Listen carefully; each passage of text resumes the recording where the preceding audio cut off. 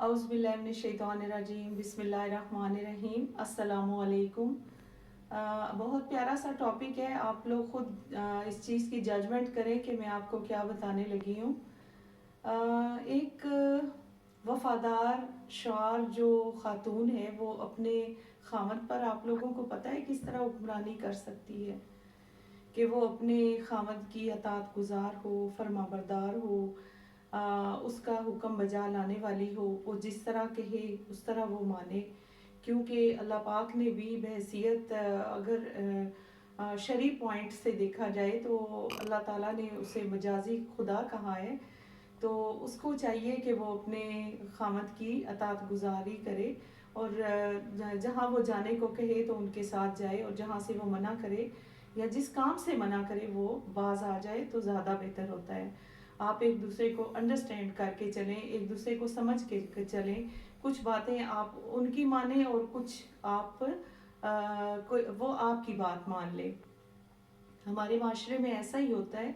ایک بہت پیارا سا واقعہ میں آپ لوگوں کو بتانے لگی ہوں، بانو قدسیہ کا۔ تو بانو قدسیہ جو ہے وہ کسی ایونٹ میں بیٹھی ہوئی تھیں اپنے ہسبینڈ کے ساتھ، اشفاق صاحب کے ساتھ، تو وہاں سے جب ان کا اپنی سیرمنی یا وہ ایونٹ ختم ہوتا ہے تو قدرت اللہ شہاب صاحب کے ساتھ باتیں کرتی کرتی وہ صدر دروازے تک آ جاتی ہیں۔ تو جب پیچھے مڑ کے دیکھتی ہیں تو اشفاق صاحب کسی اور کے ساتھ بات کر رہے تھے، کسی میٹنگ میں تھے، ابھی ان کی کچھ پوائنٹس باقی تھے۔ جب انہوں نے پیچھے مڑ کے دیکھا تو وہ بھی رک گئے نا، تو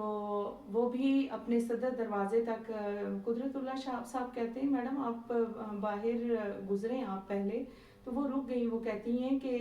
اشفاق صاحب کو آنے دیں، پھر میں آگے چلتی ہوں، بات کرتے ہیں، ہم اپنی بات کو جاری رکھتے ہیں۔ تو وہ رک جاتی ہیں، اور آپ لوگوں کو پتہ ہے کہ کوئی بھی پڑھا لکھا ہوگا تو وہ کم از کم جو ہے وہ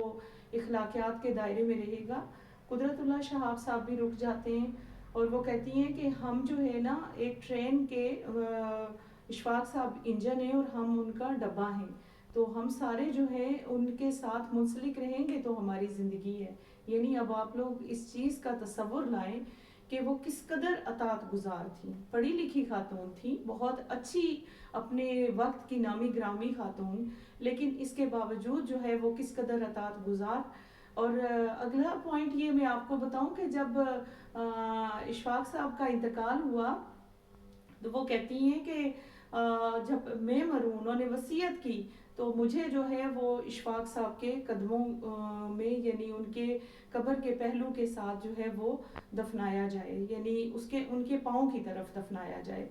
تو آپ لوگ اندازہ لگا سکتے ہیں کہ یہاں سے ان کی اطاعت گزاری کس قدر ہے۔ اور جب تک زندہ رہے اشفاق صاحب تو وہ ہمیشہ لوگوں کے اپنے ساتھ لے کر چلتے اپنی بیگم کو، تو یہ کہتے تھے کہ ہوشیار باش، یہ لفظ کہتے تھے کہ جو لوگ آگے جیسے مرد ہیں تو وہ ایک سائڈ پہ ہو جائیں، کہ جگہ دیں ہمیں، یا میری بیوی کا کوئی کندھا یا کوئی ان کے جسم کا حصہ کسی دوسرے مرد کے ساتھ نہ لگے۔ تو ہمیں بھی ان چیزوں کا، ان طور طریقوں کا خیال رکھنا چاہیے۔ مجھے تو یہ باتیں بہت اچھی لگتی ہیں کہ جو اپنے آپس میں کمپرومائز کر کے جیتے ہیں اور اچھے طریقے سے جینے کی کوشش کرتے ہیں جو لوگ۔ تو اللہ تعالیٰ ہم لوگوں کو نیکی کی ہدایت دے اور آپس میں ایک دوسرے کے حالات اور ایک دوسرے کی عادات کو سمجھنے کی توفیق عطا فرمائے۔ بہت شکریہ، اپنا خیال رکھیں، اپنی دعاؤں میں یاد رکھیں، میرا چینل سبسکرائب کریں، شیئر کریں، لائک کریں۔ اللہ حافظ۔